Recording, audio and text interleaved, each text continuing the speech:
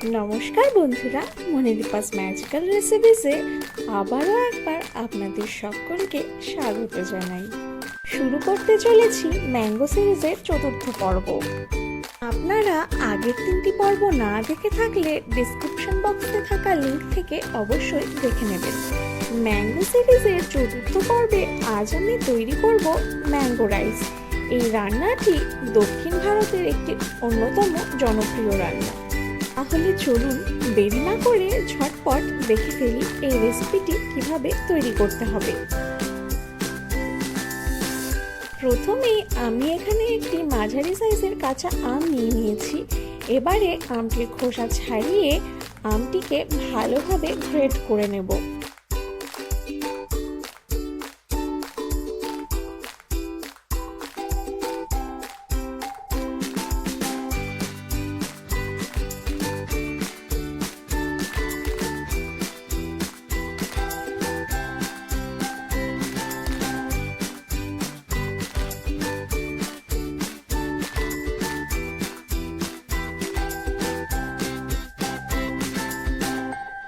এবারে একটি কড়াই গরম হতে দিলাম। কড়াই গরম হয়ে এলেই দিয়ে দেব 1 চামচ পরিমাণে কুকিং অয়েল।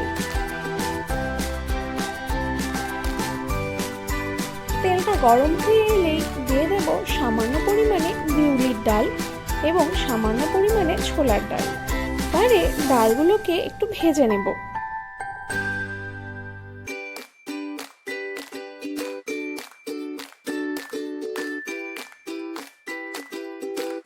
ডালগুলো কিছুক্ষণ ভেজে নেবার পর দিয়ে দিচ্ছি সামান্য পরিমাণে সর্ষে।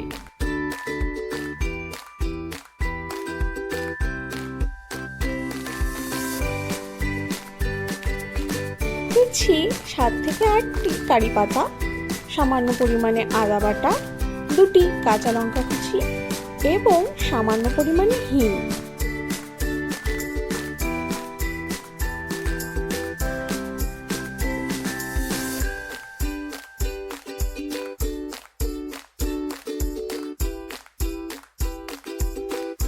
সবকিছু নাড়াচাড়া করে একটু ভেজে নেবার পর গ্রেট করে রাখা আমগুলোকেও দিয়ে দিতে হবে।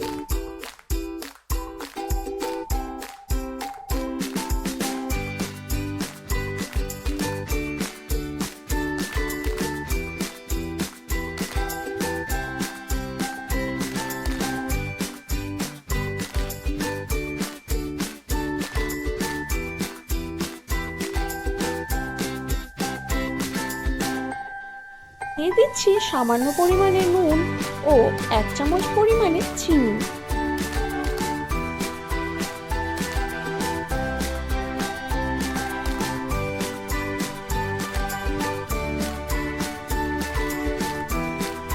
নুন ও চিনি দেবার পর কিছুক্ষণ নাড়াচাড়া করে নিয়ে এবারে দিয়ে দিচ্ছি কয়েকটি চিনেবাদাম।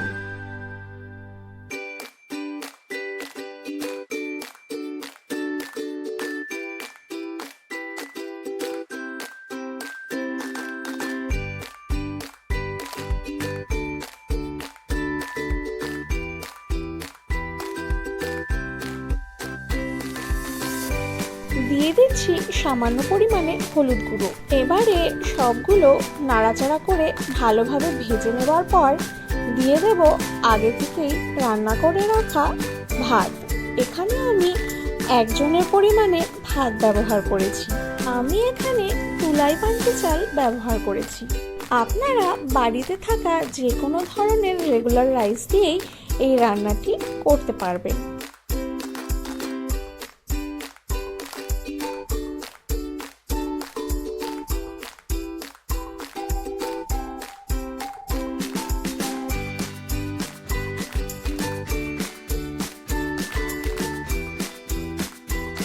এবারে ভাতটাকে কিছুক্ষণ নাড়াচাড়া করে সবকিছুর সাথে বেশ ভালোভাবে মিশিয়ে দিলেই তৈরি হয়ে যাবে আমাদের ম্যাঙ্গো রাইস।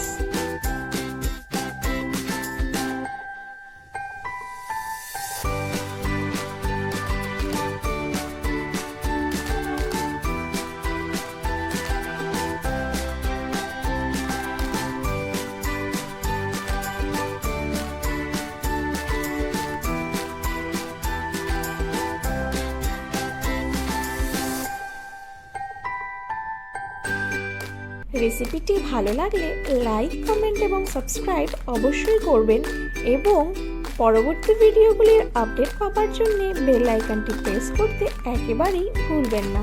Thank you.